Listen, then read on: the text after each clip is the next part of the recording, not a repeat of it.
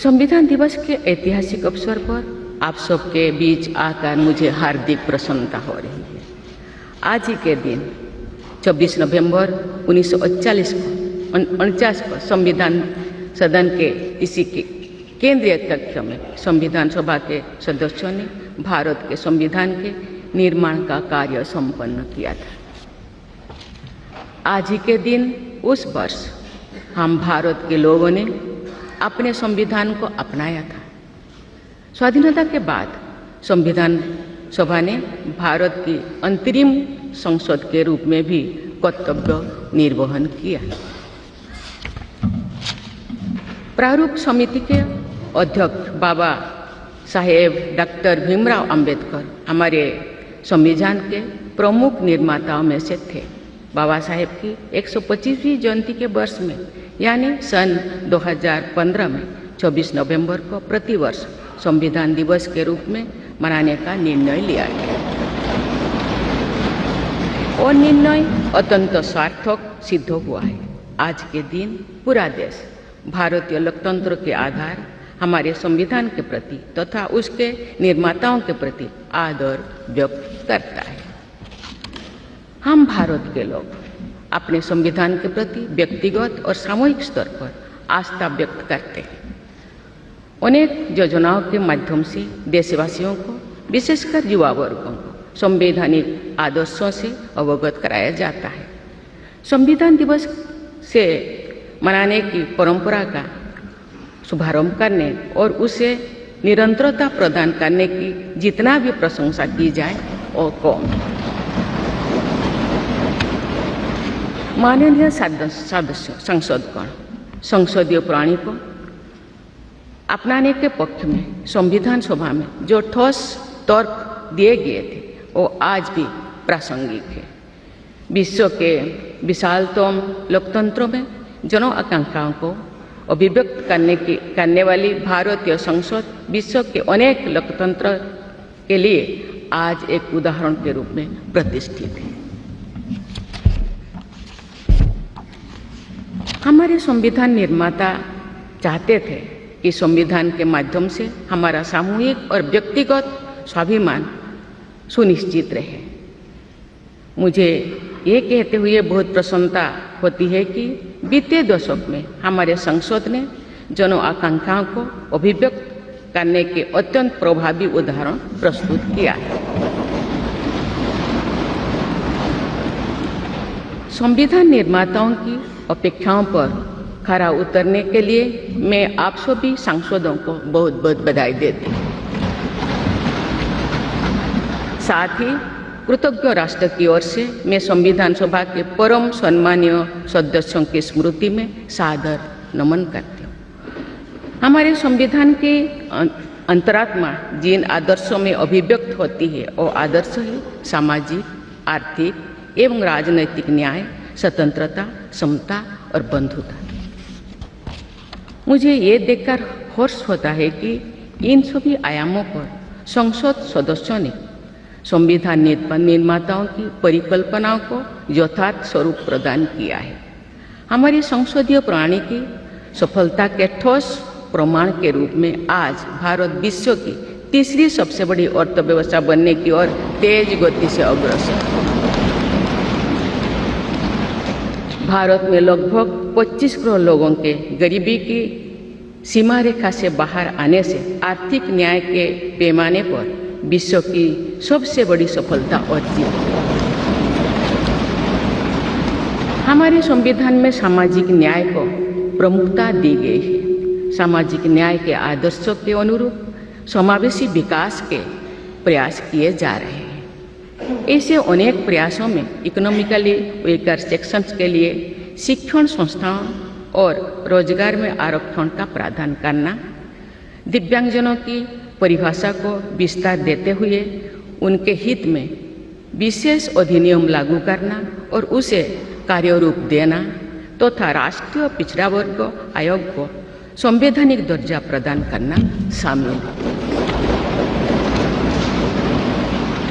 3 तलाक से जुड़े सामाजिक कुरीति पर अंकुश लगाकर संसद ने हमारी बहनों बेटियों के सशक्तिकरण और सामाजिक न्याय की दिशा में ऐतिहासिक कदम उठाए हैं। देश के आर्थिक एकीकरण के लिए स्वाधीनता के बाद का सबसे बड़ा टैक्स सुधार गुड्स एंड सर्विसेज टैक्स के रूप में किया गया है। आर्टिकल 370 के प्रावधानों को निरस्त करके देश के समग्र राजनैतिक एकीकरण के मार्ग में बाधक बने हुए अवरोध को दूर किया गया। नारी शक्ति बंधन अधिनियम द्वारा वुमेन लीड डेवलपमेंट के एक नए युग आरंभ होगा। नारी शक्ति अर्थात मातृशक्ति के बंधन का हमारे संस्कृति में अत्यंत महत्वपूर्ण स्थान रहा है।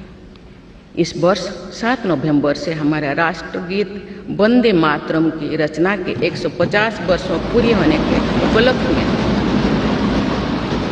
देशव्यापी स्मरण उत्सव मनाया जा रहा है। ये स्मरण उत्सव भारत माता को समृद्ध, सशक्त और आत्मनिर्भर बनाने का संकल्प का अवसर है।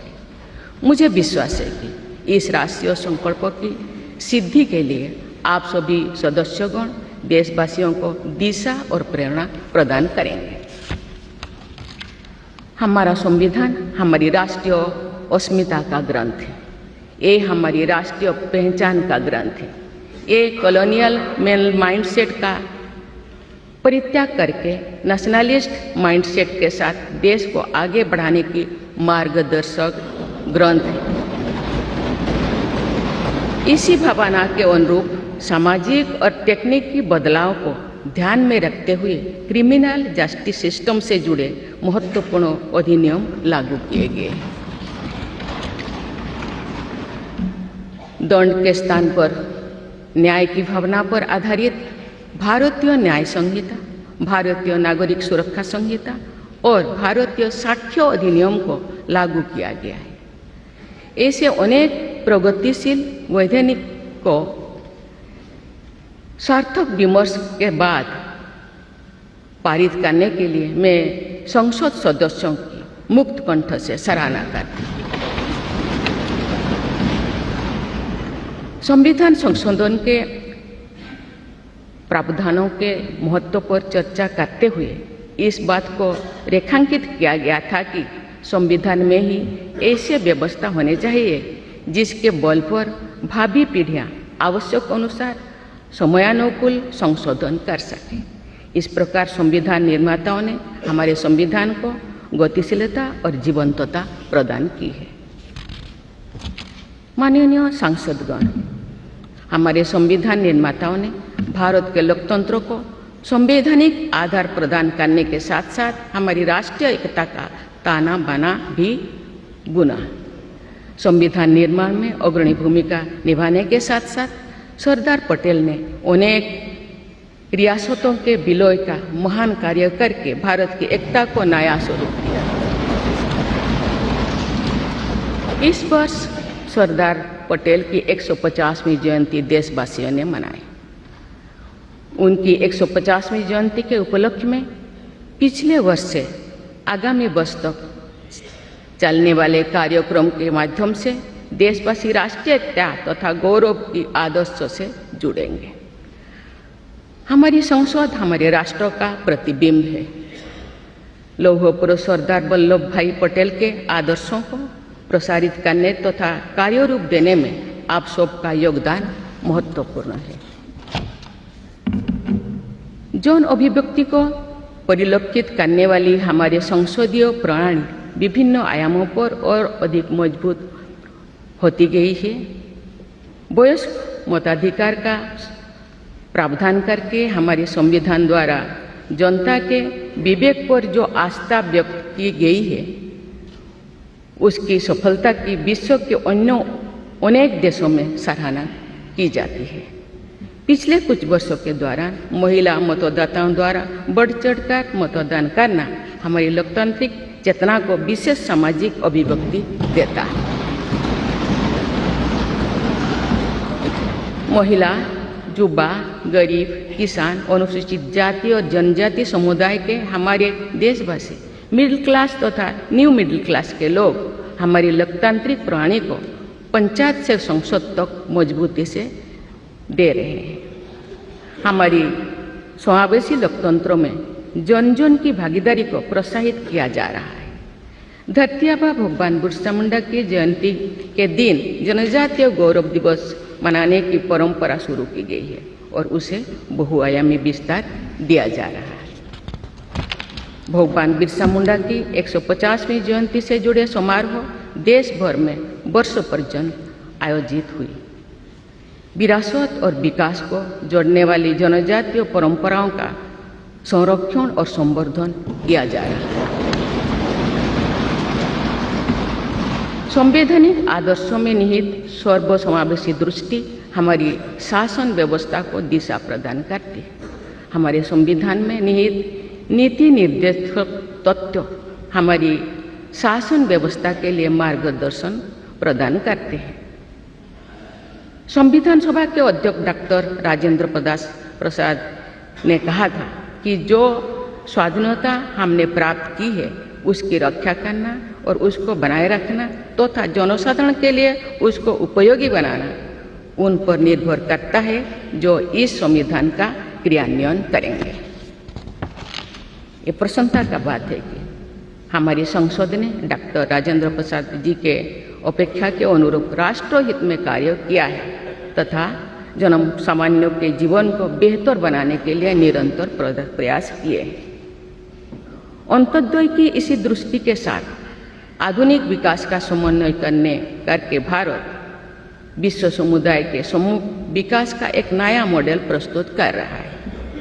विश्व स्तरीय इंफ्रास्ट्रक्चर के विकास से लेकर जन कल्याण की सुविधाओं को 100% लाभार्थियों तक पहुंचाने के प्रयास हमारी राष्ट्रीय प्रगति को अतुलनीय विस्तार देते हैं। संवैधानिक व्यवस्था के अनुसार आगे बढ़ते हुए हमारे देश की कार्यपालिका, विधायिका और न्यायपालिका ने देश के विकास और देशवासियों के जीवन को संबल प्रदान किया है। संसद के दोनों सदनों के सदस्यों ने हमारे देश को आगे बढ़ाने के साथ साथ गहन राजनीतिक चिंतन की स्वस्थ परंपरा विकसित की है। आने वाली कालखंड में जो विभिन्न लोकतंत्रों और संविधानों का तुलनात्मक अध्ययन किया जाएगा तो भारतीय लोकतंत्र और संविधान का विवरण स्वर्णाक्षर में किया जाएगा।